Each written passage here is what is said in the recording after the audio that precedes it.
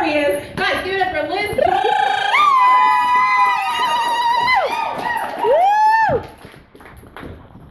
Hi.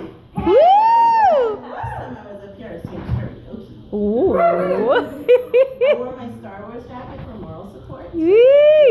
Okay, I have a whole thing memorized. Don't throw me off.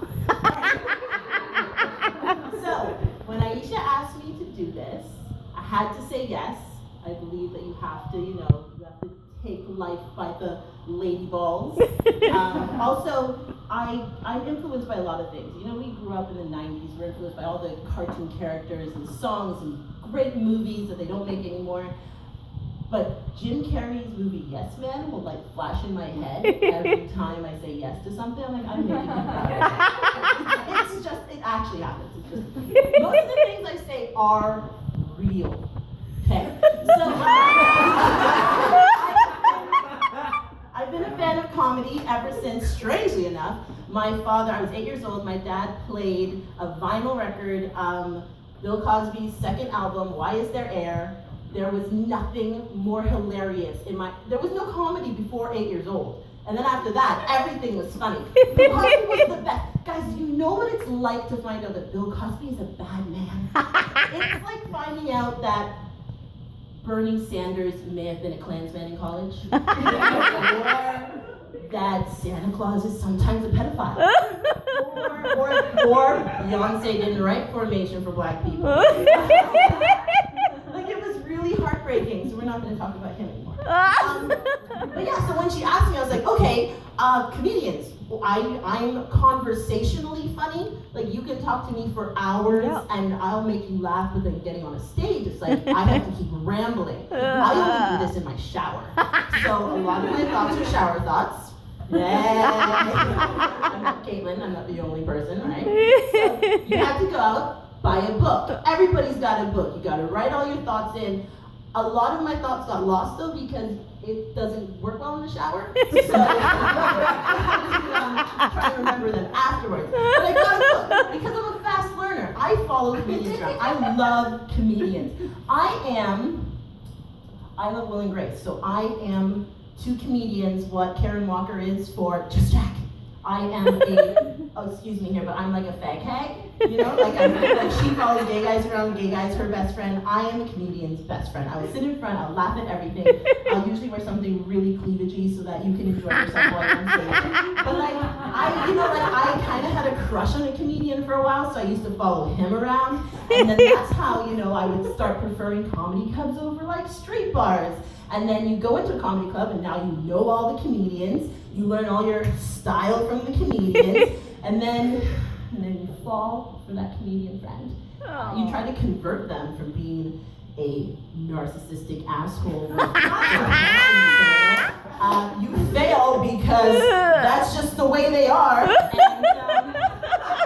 and you lose your comedy best friend. But I've had a lot of support. Like, I know most of you. Woo! Thank you for coming to listen to me talk. My parents were really excited about this. Like, over the top excited. Like just, it's our 30-year-old daughter. Just any direction in her life is okay. So I'm here. They called me. My dad sent me a video. By the way, I have no idea of timing. So you're gonna have to really do something when I have to get off. Anyway, and it was like a 1978 video of a man whose name I can't remember, but it was like he was like comedy comes in all forms. So he was making jokes while also juggling, and it felt like my dad was saying you might need more than just yourself. My mom calls and she's like, oh, this is a great idea. Like, my mother was the funniest person in our small island village, so this is just genetic. You should tell them all the family jokes that nobody else but us finds funny. You should tell them about the time, when we witnessed the solar eclipse of the sun, and you got your first period. Oh yeah, great mom, that was the funniest day of my life. I was just playing in the yard and I started bleeding. The neighbor boy was there. But they've been really supportive. I am like when to understand me, you kind of have to see my dad is a white Canadian man who moved to the Caribbean. He's lived there for 35 years. He's never coming back. He bought a kind of apartment, like he won't leave. My mother is a small island black woman who thought by marrying a white man she would get to live in Canada. She didn't. It took her 30 years before she got a condo up here. She had to pay those dues.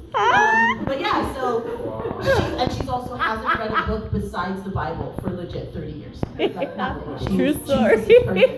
So I'm like the silly putty between a rock and a hard place. We can't show this video to my parents. So I'm like the silly putty between them. Like another example, I had to get my wisdom teeth out last month. I called my parents. I was in extreme pain. My mother, I was like, Mom, I'm like, can you help me? She's like, yes. She laid me before the feet of Jesus for 10 minutes on the phone. That was it. I never saw her. She just prayed for me. My dad sends me a Facebook message. Well, if you find a cocaine dealer, I know from college years that if you do a little cocaine, you won't feel your face. They're both useless. Like I can't They didn't talk to me about boys or nothing. I had to talk to like friends. I had to watch donkeys made to be like, oh, that's where it goes. Oh, right. So after the parent thing, where am I gonna go? I recently broke up with somebody who's a bodybuilder. It's a great tragedy. Never get to touch that body again. But that was last year. And this year, been pretty good. Been going out on some dates and stuff. And you know, at any time, I've got a couple of guys willing to watch my Netflix. They can't afford it. I was hoping that my ex-boyfriend would show up. I sent him an invite just so I could be like, I've been having a lot of sex lately. No punchline. I just really wanted to know that. Oh, another thing with drugs. I'm not very good at drugs. Like, I've never really done cocaine. Well, the one time that you made me snort it off the $5 bill, but I couldn't feel anything because it was like a little bit. Yeah. So I'm not good with it. And I get a text message from this guy that I sleep with, every other lunar cycle. And he's like, hey, do you want to like do blow and fuck? And I was really offended. I'm like, I always blow you when we fuck. And he's like, no, do you want to do, I was like, you're just repeating the same words I don't understand. He's like, do you want to do cocaine and have sex? I'm like, oh, well, I don't really know what I'll be like if I do cocaine and have sex, because I mean, my first bloodletting was under the solar eclipse, so I could turn into anything at any time. Otherwise than that, yeah, no, I'm having a great time. I don't know where I was going with this. Am I almost done? Do I have time for like? So in my shower, I come up with really cool thoughts that don't have like context. I was in there. I was like, oh, I should tell them about me. Okay, so I have two hairstyles.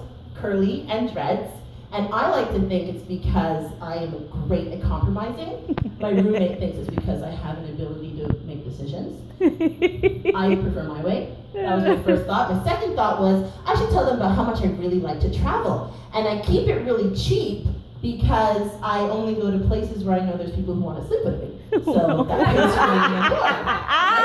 That's a good way. Also, I help to finance it by only wearing clothes really that I make from Buns Trades or Value Village, right? Because, you know, my motto is, why would I want to, my motto is, if it hasn't already been worn, why would I want to wear it? Okay, that was my thoughts tonight. My shower thoughts. Can I be done now?